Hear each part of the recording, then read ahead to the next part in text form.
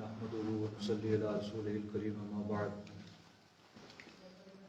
اعوذ باللہ من الشیطان الرجیم بسم اللہ الرحمن الرحیم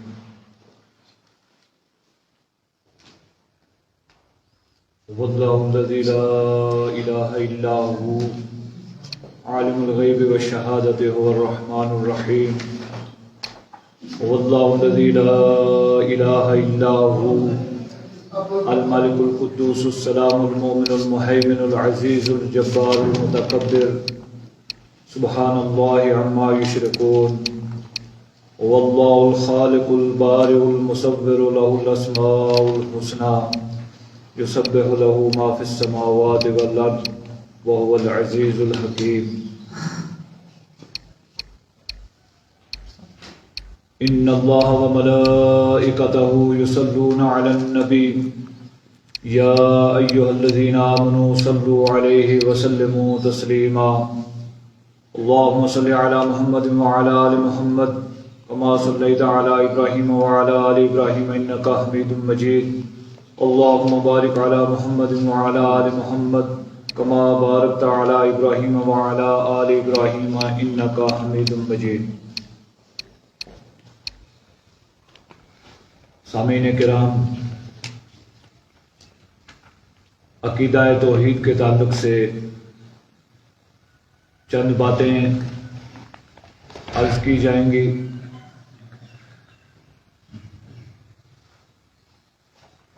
سب سے پہلے عقیدے کی اہمیت کو سمجھنا چاہیے۔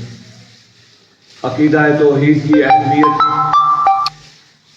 سب سے زیادہ ہے۔ ہم اس بات سے اندازہ لگا سکتے ہیں کہ اللہ رب العالمین احکم الحاکمین نے جتنے انبیاء اور رسل مبعوث فرمائے ہیں ان کی تعلیمات میں سب سے پہلے عقیدہ توحید کو بیان کیا گیا ہے۔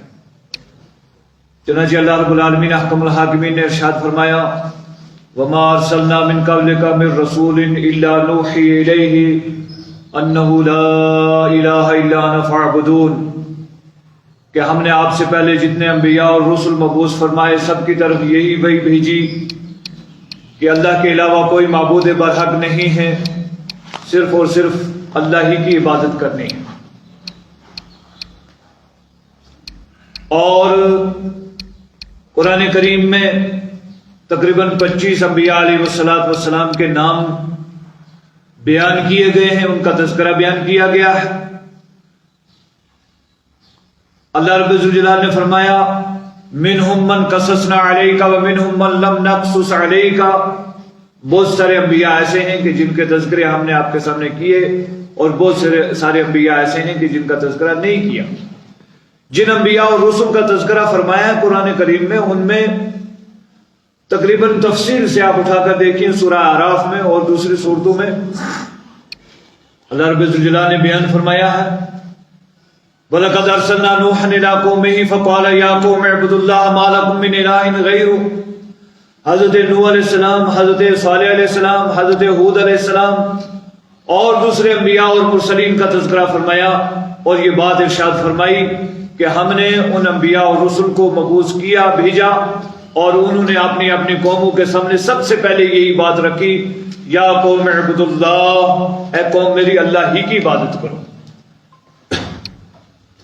حضرت عیسیٰ علیہ السلام کے تعلق سے قرآن کریم میں وضاحت ہے، چونکہ آج دنیا میں سب سے زیادہ ان کے نام لیوا ہے، تو عیسیٰ علیہ السلام نے بھی اپنی قوم کو یہی خطاب فرمایا ان اعبدوا اللہ ربی وربکم، کہ اللہ ہی کی عبادت کرو جو میرا بھی رب ہے اور تمہارا بھی رب ہے۔ عقیدے کی اہمیت کے تعلق سے جب ہم غور کرتے ہیں تو ہمیں رسول اللہ صلی اللہ علیہ وسلم جو ختم المرسلین ہیں، خاتم النبیین ہیں، جن کی تشریف آوری سے سابقہ ساری آسمانی کتابیں منسوخ ہو گئی اور قیامت کی صبح تک اور کوئی پیغمبر آنے والا نہیں، کوئی رسول آنے والا نہیں، کوئی کتاب آنے والی نہیں۔ آپ کی نبوت اور رسالت کی زندگی 23 سالہ زندگی ہے، اور اس 23 سال میں نصف سے زیادہ وقت گویا 12 سال عقائد کی اصلاح پر لگائے گئے۔ قرآن کریم کا مطالعہ کریں آپ کہ قرآن کریم میں مکی صورتیں کتنی ہیں اور مدنی صورتیں کتنی ہیں۔ پھر ان مکی صورتوں میں سب سے زیادہ توجہ، سب سے زیادہ زور جس چیز پر دیا گیا وہ عقائد کی اصلاح۔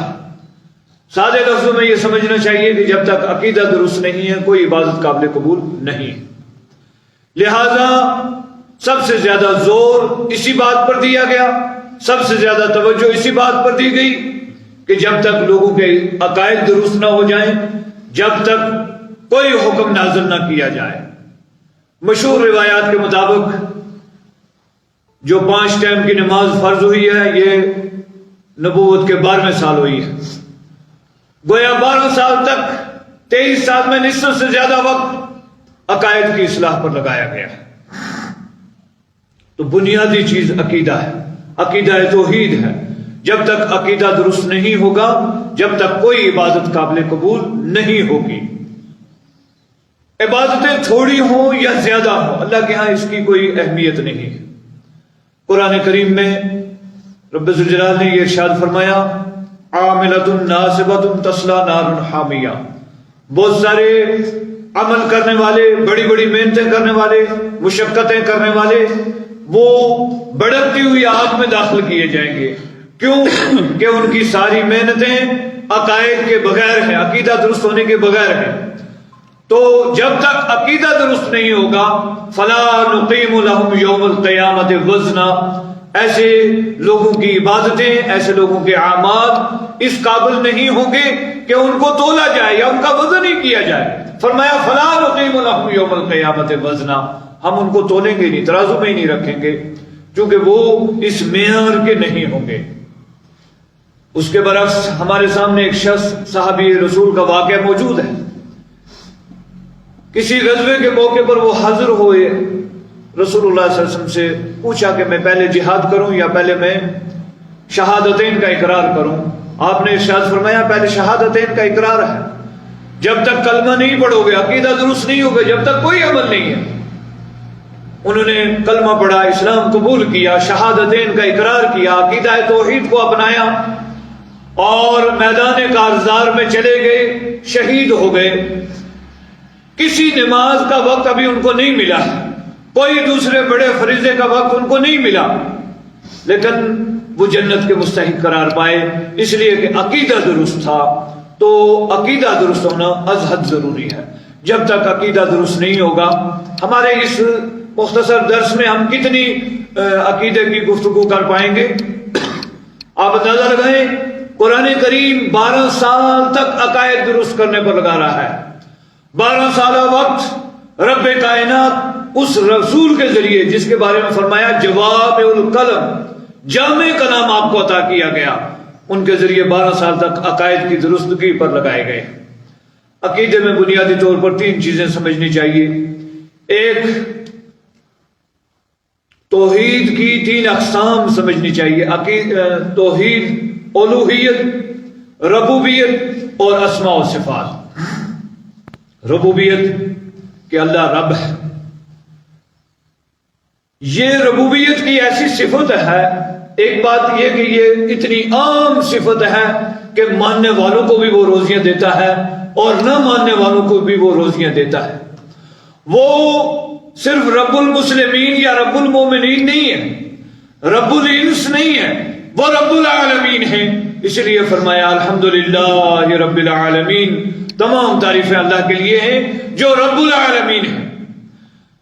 کائنات میں کتنی مخلوق ہے ہم ساری کے بارے میں نہیں جانتے، اس لیے کہ اللہ رب الجلال نے قرآن کریم میں یہ ارشاد فرمایا وما یعلم جنود ربک الا ہو، رب کے لشکروں کو رب ہی جانتا ہے۔